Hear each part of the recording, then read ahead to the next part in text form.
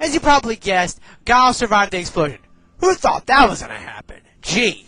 Well, anyway, he's lurking around the shadows until all of a sudden, his friend Charlie comes and attacks him. But he was really supposed to be dead. Except in this movie, they made him in the Blanca. Because they really fucked up the characters. I'm your friend, William. William. Yay for drama!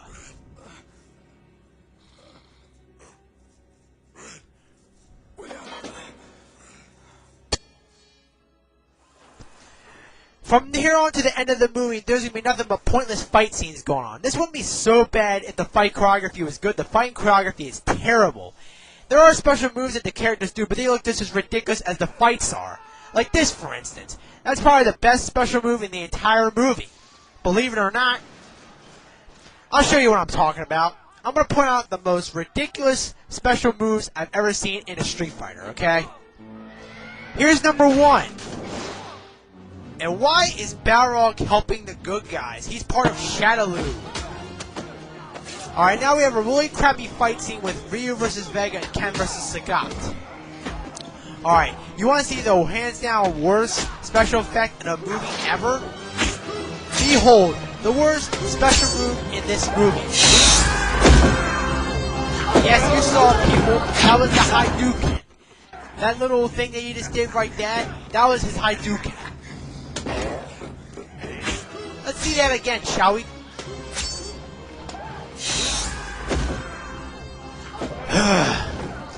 Such a lazy job, but what do you expect? Another crappy license gone to waste.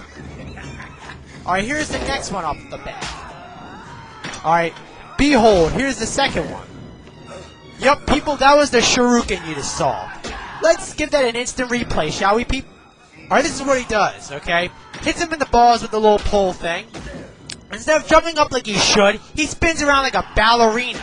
And don't you just love that rapist smile that Ken gives Sagat? Like, yeah. Can't be no worse than this one.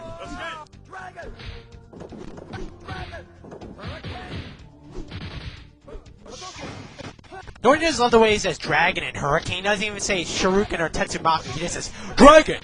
Hurricane! Since y'all enjoyed the last performance so much, I'm gonna give y'all an encore.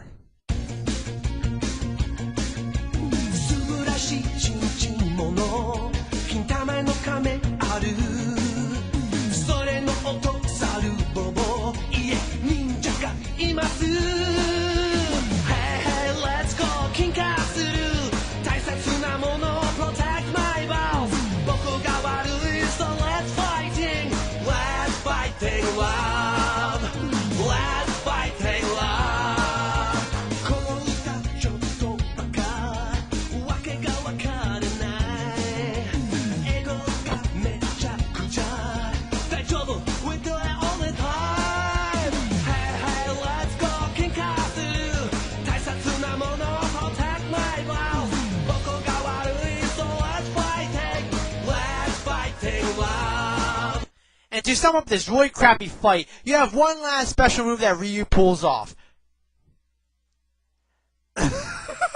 What the hell was that? Was that the Tetsumaku? What a joke! Then Sagat just goes down. Man, Vega and Sagat are complete wimps in this movie. They need to put up more of a fight than that. Oh my god. You know how I said the Hadouken was the worst special effect in this movie? I take that back. Actually, this is. Behold.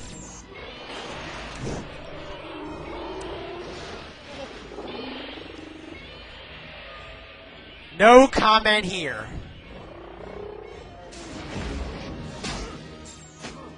Now we have the final confrontation between Guile and Bison.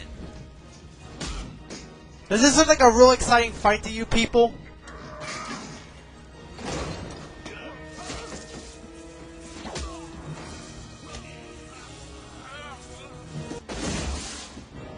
The main reason why this fight sucks is that Guile is owning M. Bison. M. Bison has no chance. Look at this. M. Bison's not even putting up a fight. There's another crappy special move for you, the somersault kick.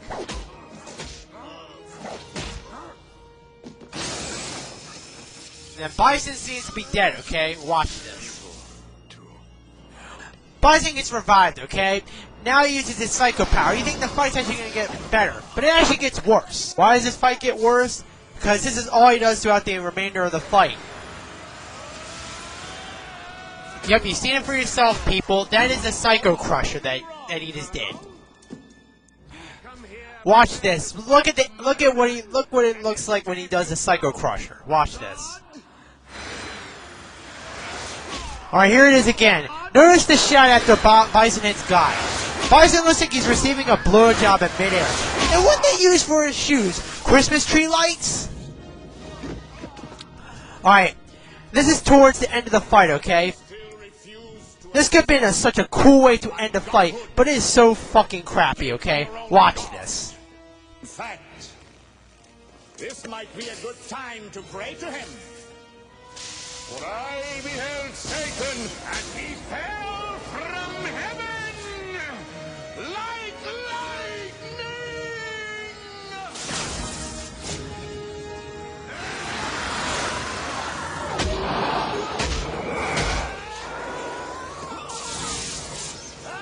And also, this movie has a lot of corny jokes, okay?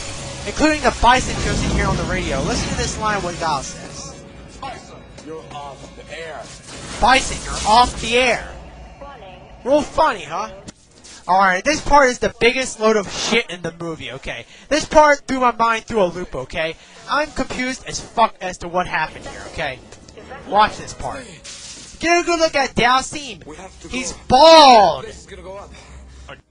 10 minutes ago, he had a full set of hair. What the hell happened here? Did Blanka electrocute Dhalsim and all his hair fell out?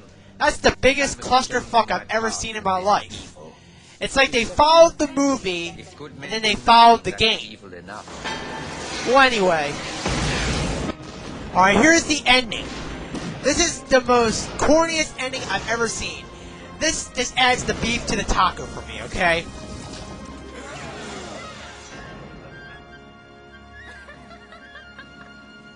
What a way to end a movie. They all do their stupid little poses in front of the camera. And what's worse is that this was the last movie that Raw Joyless starred in before he died. So Raw Joyless is turning over in his grave right now. But the question on everyone's mind is that will there be a sequel? Will there be a sequel to this clusterfuck of a movie?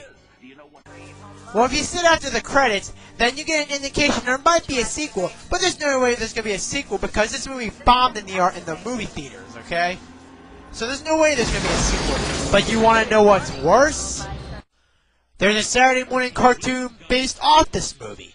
This came on the USA Network back in the mid-1990s. I used to watch this cartoon a lot when I was a kid because I was a diehard Street Fighter fan. The reason why it's based off the movie is because a lot of the characters retain the same roles, such as Guile still the main character, Chun-Li is a reporter, Ryu and Ken are still con men. The only difference is that they're all part of a crime-fighting organization named Street Fighter, whose main objective is to stop the evil empire Shadaloo. Where have I heard that before? Could it be G.I. Joe? Yes, this completely rips off G.I. Joe, except they put in Street Fighter characters in it. But aside from that, this goes beyond corny. The movie had some pretty corny lines, but this cartoon is entirely corny. But I guess since it's geared for kids, I guess you have to take it for what it is. So I won't rip on it too bad. Street Fighter the movie is so bad it's laughable. Sometimes it's just worth pointing out just to have a good laugh. If you just want something to laugh at it, don't care about whether you want good action or not, just something to laugh at and poke fun at, then this is your movie. But this is far from the worst movie ever.